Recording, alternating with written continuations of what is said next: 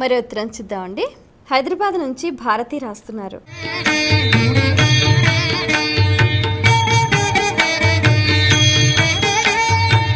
ఆషాఢంలో అత్తాకోడళ్ళు ఒకే ఇంట ఎందుకు ఉండకూడదు? అత్తాకోడళ్ళు అంటే ఆ సంవత్సరంలోనే వివాహమైన కోడలు ఆమె అత్తగారు అనమాట. అంటే వివాహమైన మొదటి సంవత్సరం ఆ కోడలు అత్తగారు ఉన్న ఇంట్లోనే ఇద్దరు ఒకే గడప దాటకూడదు, అంటే ఒకే ఇంట్లో ఉండకూడదు. దీనిలో చాలా చాలా ఉద్దేశాలు కలిపి పెద్దవాళ్ళు చెప్పారు. పూర్వం ఉమ్మడి కుటుంబాలు ఉండేవి. ఉమ్మడి కుటుంబాలు ఉన్నప్పుడు అత్తగారి కోడలు కలిసి ఉండడం అంటే భర్తతో కలిసి ఉండడం అనమాట. అత్తగారు ఉన్న ఇంట్లో ఉండకూడదు అంటే భర్త ఉన్న ఇంట్లో ఉండకూడదు, అంటే పుట్టింటికి వెళ్ళాలన్నమాట. ఎందుకు ఇది పెట్టారు అంటే వైశాఖ మాసంలోనో చైత్ర మాసంలోనో పెళ్ళయింది.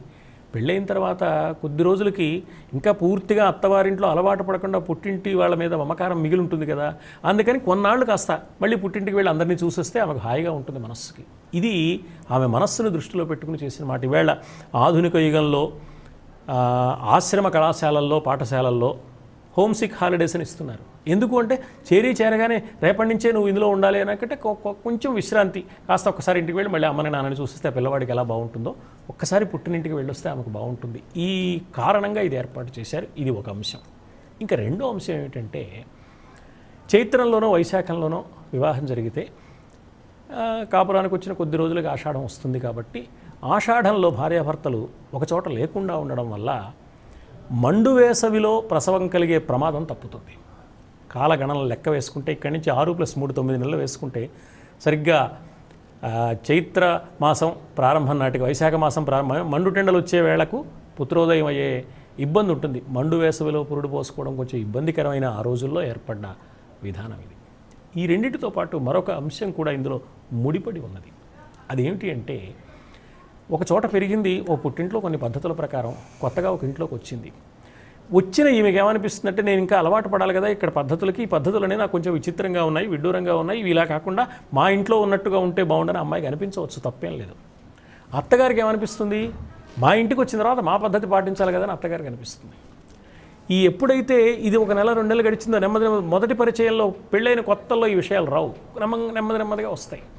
వచ్చినప్పుడు అభిప్రాయ భేదాలు పెరగడానికి అవకాశం ఉంటుంది. సరిగ్గా ఒక నెల 2 నెలలు గడిచేప్పటికి అభిప్రాయ భేదాలు పెరగడానికి అవసరమైన ఈ సమయంలోనే ఓ పూట 4 చినుకులు పడడం, ఓ పూట ఎండ, ఓ పూట ఒక్కపోత వాతావరణం కూడా కొంచెం చికాకు కలిగించేదిగా ఉంటుంది. ఓ పక్కన వాతావరణం కలిగించే చికాకు, ఓ పక్కన అత్తగారు నన్ను ఇలా శాసిస్తోందని కోడలు బాధపడి, కోడలు నా మాట వినడలేని అత్తగారు బాధపడి, వీళ్ళ మధ్య వైషమ్యం వచ్చి వీళ్ళిద్దరి వైరుధ్యాన్ని తీర్చలేక ఆ భర్త అన్నవాడు బాధపడి అశాంతిమయమైన వాతావరణం లేకుండా ఆ నెల కాస్త దూరంగా ఉన్నప్పుడు ప్రేమ పెరుగుతుంది. కాబట్టి మళ్ళీ వచ్చిన తర్వాత కొంత అవగాహన ఏర్పడుతుంది. ఈమె కూడా పుట్టింటికి వెళుతుంది. పుట్టింట్లో కూడా మీ అత్తగారు ఏమన్నారమ్మా, ఇలా అన్నారా, పర్వాలేదు, వాళ్ళ వంశాచారం ప్రకారం ఉండాలి, మన ఇంటికి వచ్చిన మీ వదిన కూడా అలాగే మన వంశాచారాన్ని నేర్చుకుంది కదా అని పుట్టింటి వాళ్ళే ధైర్యం చెప్తారు.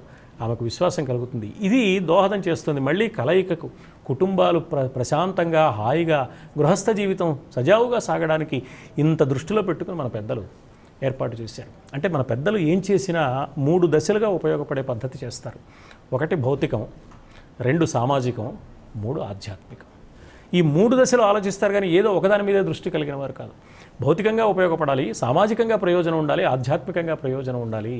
ఈ 3 ప్రయోజనాలు నెరవేర్చే సంప్రదాయాలే మనకున్నాయి కానీ నిర్జీవమైన సంప్రదాయాలు కాదు ఇవి. వాటి ఆంతర్యాన్ని జాగ్రత్తగా గమనించి ఆ 1 మాసం ఆమె పుట్టినింటికి వెళ్ళడం మంచి పద్ధతి. అంతేగా అల్లుళ్ళు కూడా ఉండకూడదు అని కూడా చిత్రంగా ఒక పద్ధతి ఏర్పాటు చేశారు. కానీ అత్తాకోడలు దూరంగా ఉండాలనడంలో ఆంతర్యం ఇంతకన్నా వేరే